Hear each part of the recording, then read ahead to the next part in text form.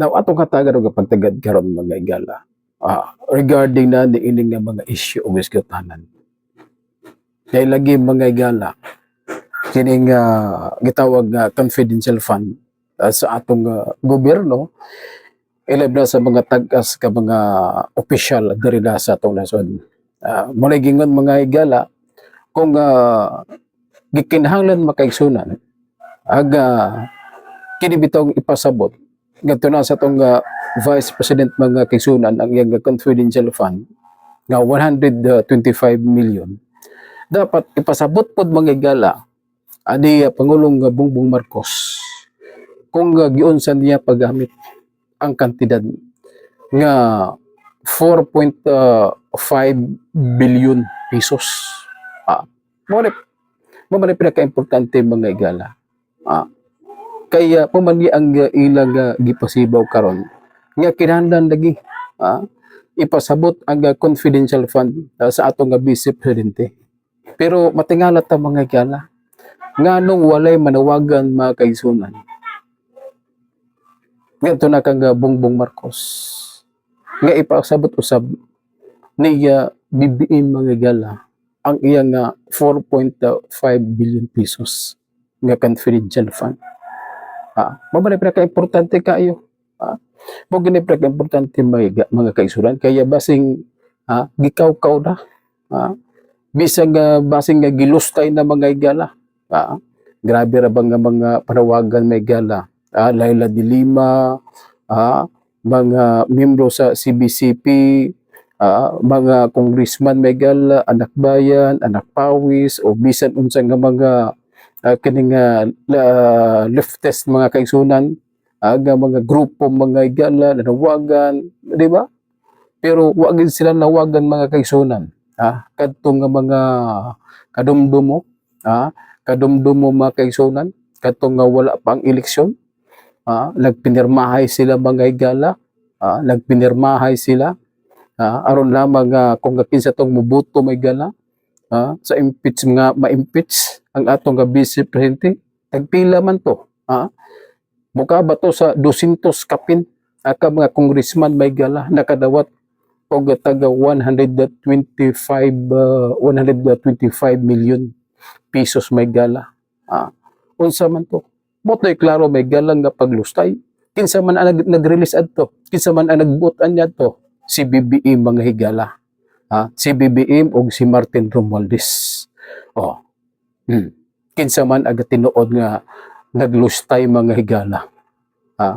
Kang si President Vice President si Vice President Sara Duterte may higala nga tinuod nga ang maong kantidad may higala sa confidential fund iyang gigamit isip pagserbisyo ngadto na sa mga katawhan. Di ba? Kaya tinuod na mismo ang Commission Audit mga igala walay gibutyag nga gikaw-kaw. Walay gibutyag mga igala nga gikaw-kaw sa atong Vice Presidente at diri na sa atong nasod. Ang sige ingon mga kaigsunan nga gikaw-kaw sila si kining representative per se mo ni sila Laila de Lima, Orisa Hontiveros nya apa sila si mga anak bayan, di ba? Muni nga mga tawhana, napay mga miyembro sa CBCP, muni mga tawhana may galang nga sigig ingon nga gilustay. Pero kadto nga mga gipang-release sa mga congressman may galang nga tag 125 million pesos mga gala. Tinuod man na. Tinuod man gid na. Kay di man na ato na mabakak may gala. Mismo gali si Congressman na Tiongco representative mga kaigsunan representative Tiongco ingon magid siya siya gid biso may gala mibutyag nga gipang hatagan makaigsunan og tag 125 million pesos isip baylo aron lamang nga mopirma makaigsunan nga ma-impeach si Sara Duterte di ba wala problema manggagal muni klaro ang pagpanglustay. So kinsa may nagpasimuno adto. Kinsa man ang kining kagustuhan may gagasa man ang gusto nga ma-release among kontidad. So wala pa ang pagpirmahay makaigsunan nagmeeting sila Nag-meeting sila may gala sa Malacañang uban si President BBM mga gala sila Saldico og Speaker Martin Romualdez. Unya pagkahuman adto mga kaigsunan, so nahitabo na yun ang pinirmahay. So pangutana karon kinsa man ang tinuod nga naglustay sa kwarta sa kaban ng bayan mga higala. Kinsa motoy klaro nga lustay. Ang pangutana karon makaigsunan kinsa man ang nisaway niini, kinsa man ang nangita niini. Walay nangita. Mga kaparian may galaw walay nangita. Si Risa Hontiveros wala. Sila Laila de Lima wala. Chel Jokno wala. Ubisan kinsa nga mga kritiko sa mga Duterte mga gal. Walay nag-question niini. Walay nag-question may gala sa 125 million sa matag usa ka congressman mga kaigsunan nga ni pirma na ma-impeach si Vice President Sara Duterte. Mo manay problema mga gala. Mo manay problema.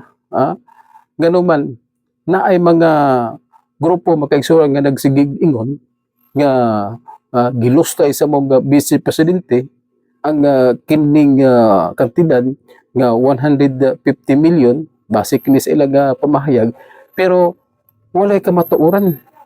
Ano man ang commission na audit wa magid ingon nga adunay kawat na kwarta walay adunay gilustay nga kwarta. Ang tinuod nga pagpanglustay mga higala sa kwarta kwarta may higala kadto nga mga congressman nga namirma nga ma-impeach si Vice President Sara Duterte nga nakadawat og taga 125 million mga higala.